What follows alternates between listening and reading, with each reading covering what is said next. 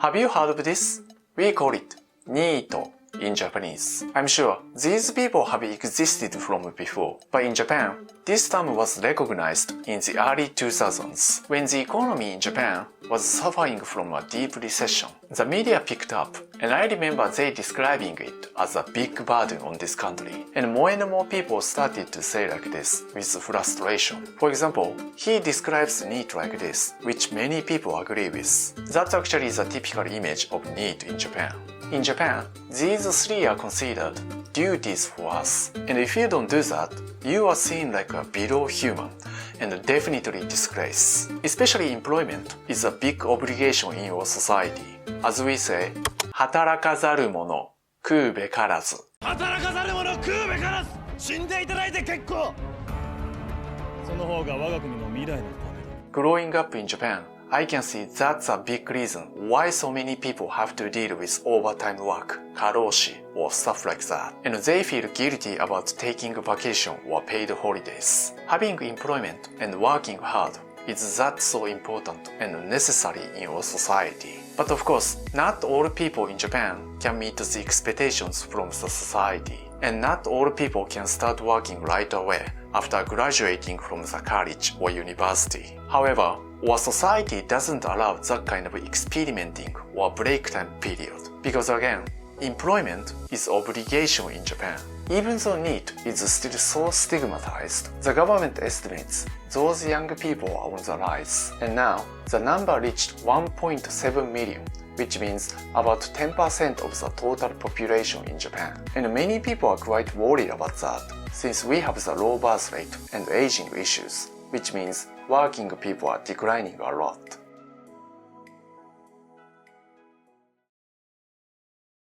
引きこもりやニートの子の親からの相談を受けて訪問して本人に会っていろいろ話しかけたり連れ出していろんなところへ連れて行ったりとか一番寮があって集団生活をすることによってもう少し人間関係になれるというかいろんな仕事体験ができるところがあるのでそこでいろんな仕事体験を積んでそこから自立していくと。だけどまあね今ステイホームなんていうんで引きこもりが奨励されてるみたいな感じだからね20年ぐらい前は不登校学校に行かなく子がなんか社会になかなかやっぱり馴染めないみたいなの多かったんだけど今どんどん引きこもりは一度会社に勤めてそこの人間関係なんかで辞めちゃって引きこもったという例が一番多いんですよ。According to the government survey, 74% have experienced a full-time worker at the company, and only 2% have no work experience. And people often criticize they are just impatient or not disciplined enough, or their parents are just spoiling them too much. But some people argue that our society is also to blame. やっぱり社会の問題とかいろんな問題を含んでるからただ単に親の問題という問題ではないですね。やっぱり若者たちがもう洗脳されちゃって頭が切り替わらないんでねそこの部分では割合なんか独特の絶望感みたいなのがあるね洗脳というとどういう話ですか？どういう生き方かというと20世紀的なエコノミックアニマル的な生き方ひたすらそれをかけようとして挫折してまたそれに再チャレンジするみたいなそういうことを繰り返す子は結構多いんですよ。もうちょっと自分なりのモデルを新たに作っていけばいいというふうに思ってるんだけどなかなかそこの頭の切り替えがねできない。Like I said, there's a lot of stigma about NEET in Japan. But before judging them, I think we should hear from NEET directly. And I found interesting company. They say all the members are NEET. But I was confused because if it's a company, they are probably employed, right? So why do they call themselves NEET? いやあれなんですよ。ニートの心があればニートって言っていいんですよ。自称ニートがなら入れる会社ですわ。自称ニートがつながりを求めて入ってくる会社ですね。やりたいことなら何をやってもいいって会社ですね。何をしても誰も何にも言っちゃいけないっていう。全員雇われちゃうとニートじゃなくなっちゃうので全員が取締役としてその登記簿に実際に登記されるっていう上司もいないしそのやるべきタスクも全部ないっていうので雇われて会社でサラリーマンとしてやっていくだけの社会っていうのを皮肉ってるっていうところありますね。この会社全体でちょっと皮肉ってて、新しい他に生き方ってあるんじゃないのっていう、そういう。So as you can see, this company doesn't make much profit actually, and it's more like a community of NEET. But still, their existence may be important for Japan. 家にいることが多いんで、引きこもりなんで、やっぱり外に出るやっぱ動機が欲しかったっていうか、孤独対策かなと思って、そういう究極の対策だなと思って。I think many Japanese don't really separate work and personal life. So chances are that their most friends in private life are co-workers or work-related people, since they spend a lot of time together like drinking party or overtime work, which means if they don't work, it can be really difficult to make friends or even just interact with other people. And maybe that's why NEET in Japan is likely to be 引きこもり。日本には宗教とかっていう大きな伝統的なコミュニティがあるんですけど、そこにはやっぱり教義とか神を信じてない私はやっぱ入れないわけだし、やっぱここはNEET株式会社年会費3000円なんですけど、お金で3000円いれば、他のメンバーとあれですね、喋れて、社会性的な生き物だからやっぱりただいるだけでもちょっとした有益性があるんだなと思いましたね。それを感じましたね、そのコロナ禍で。Another thing they told me is that every member has a different definition of NEET, and some claim they are still NEET even though they are actually working and earning money. But they say this is definitely common in pretty much all of the members.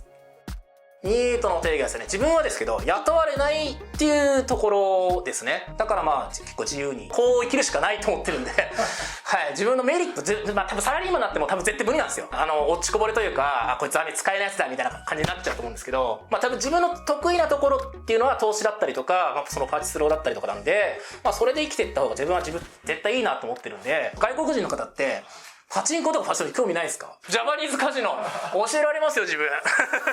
一般的にニートっていうと働かない人たちって思われがちなんですけども、自分は違うという意見なんですね。直訳すると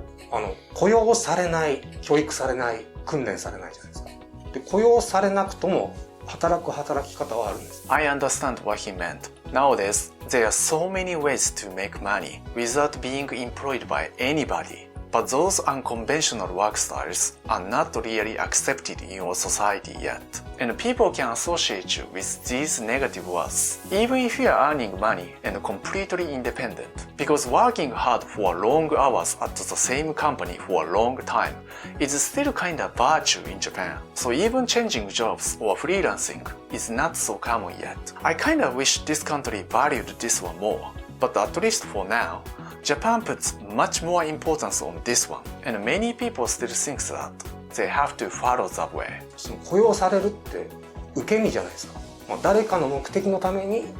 働くっていうのが雇用されるってことなんですけど、自分のやりたいことのために働く人たちがニートなんじゃないかなと思ってるってわけですね。日本社会の労働問題とか雇用問題に対して一から始める企業っていうテーマを押し出したいなっていうところがあって、レンタルニートっていう活動をしてて、1時間1000円で様々な遊びに付き合いますっていうサービスをやってます。やはり時間がたくさん使えるから、有り余る時間を使ってお客さんの遊びにいつでも対応できるような、そういう仕事できたらいいなと思って始めました。基本的にはもう実家暮らしのニートなんですけど、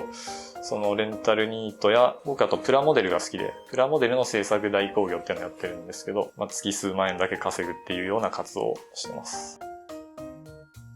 もともと僕が結構はみ出してるみたいなのが結構僕の中での気になるテーマの一つだったんですよね。はみ出してるとかずれてるとか雇用とかそういうのを根本的に考え直すみたいな、そういうのできたらいいな。これは僕の捉え方なんですけど、日本はかなり自由に生きれる国だと思うんですよ。ほんといろんな仕事があって、実際は何しても結構食っていけると思うんですけど、いろいろあるとは教えてもらえないっていうとこのギャップが面白いと思いますけどね。こういうのが普通なんだよっていうか、こういうのが正しいみたいなことを、そこに入れないと大変だよみたいな。人の目は温かくないけど仕事の自由はあるじゃないですか。そんな本当何したってね、この国は自由だと思いますよ。実際問題としては。これちょっとメディアが作り上げた誤解なんじゃないかなと思うんですよ。雇用されない人たちがいるっていう問題って、雇用されるだけじゃなくて雇用する側にも問題があるんですよ。やっぱり大学をせっかく卒業したのにどこにも就職先決まってなくて、やっぱり地元の友人たちと集まりがあった時にも、現在の仕事の話をするから、僕は特に出せる話もなくて、負い目を感じてる部分はあったんですけど、ニート株式会社でみんなで集まって、なんかその辺がもうあんまり気にならなくなってきて。世間が許さないわけですよ。働かないといけないって許さないっていうレールがあるから働いてるわけですけど、僕は大学卒業して仕事したんですけど、仕事嫌になって辞めちゃったわけですよ。舐めてるとか言われてたわけです。まあ、3年石の上に乗れみたいなこと言われてたわけですよ。でもそれが今ちょっと変わってきて、自分らしく生きたい若者が増えてきたんだと、その中の一人なんだと思ってますけどね。違う働き方とかね、いろんなものが生まれてきていい時代ですよね。いろんなみんながね、自分なりの新しい幸せを探して歩いてくれる多様な生き方がいっぱい出てくること、やっぱりそういう意味ではニートは新しい時代を提起したんだと思いますよ。